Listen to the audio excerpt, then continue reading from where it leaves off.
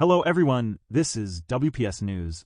Today, we're going to discuss an important topic that impacts not only our country, but millions around the world. The future of the U.S. Agency for International Development, or USAID. We'll explore the ongoing discussions involving Elon Musk and Donald Trump about the potential shutdown of USAID.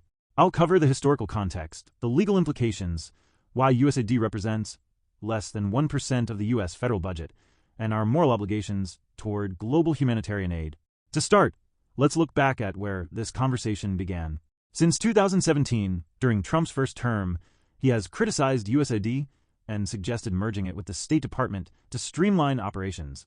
Now, as Trump embarks on his second term, having been elected last November and sworn in recently, the discussions about dismantling USAID are resurfacing. However, it's essential to recognize that any attempt to shut down USAID without congressional approval would violate the Constitution. This agency was approved by Congress in 1961, and it is established by law. Trump cannot just eliminate it unilaterally. Let's talk about the actual role of USAID in our budget. While $50 billion may sound like a lot, it's important to remember that it represents less than 1% of the total U.S. federal budget. In the grand scheme of our economy, this is a small amount, especially when we consider the pressing need for humanitarian assistance around the world. The U.S. contributes roughly 23% of total global development assistance, a figure that underlines our vital role on the world stage. While this may seem generous, it's crucial to remember that our contributions also stem from a robust and equitable economy that can sustain such efforts. To understand the broader context, let's examine tax disparities and their impact on public perception of aid. Back in 1978, I worked for one of the largest payroll processing companies in the U.S. One of our clients was a prominent magazine known for its great articles and captivating images. I observed how much they earned and what they paid in taxes. A photographer for that magazine cleared an extraordinary $1 million every 2 weeks. I have no idea what else this man did for the magazine, but that number is staggering.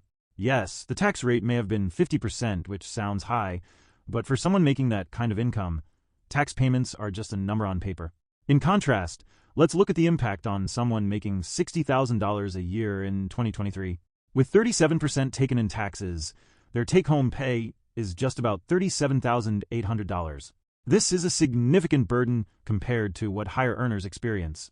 This disparity stems from policies rooted in previous administrations, including Ronald Reagan's era, and it's crucial for U.S. to grasp this frame of reference. While your taxes may feel high, those of wealthy individuals aren't bearing the same load. This inequity contributes to many of U.S. effectively paying for their membership in the USA, making it imperative to address these tax structures to foster a healthier balance in our society. Now, this brings U.S. to the importance of our moral responsibilities.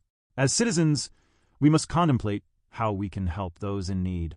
What is our obligation to support others globally? Historically, charitable giving is deeply rooted in our society, but many Americans give less than the traditional 10% tithe. With the pressing need for global assistance, we can find ways to balance our financial responsibilities while ensuring that those who rely on support receive it. Consider volunteering your time, advocating for policies that promote fair taxation, or donating to organizations that align with your values. Every action counts and contributes to a greater impact. In conclusion, the ongoing discussion about USAID sheds light on significant ethical responsibilities we all share. As we assess the potential changes to this agency, let's prioritize the humanitarian needs at stake. It's important to recognize that a fair tax structure can strengthen our capacity to support global efforts. It is not just a matter of giving more to the world around us. IT is about equitable income and taxation levels for the nation as a whole. Thank you for your time today. Let's keep these important issues in mind and work together toward meaningful solutions. WPS News.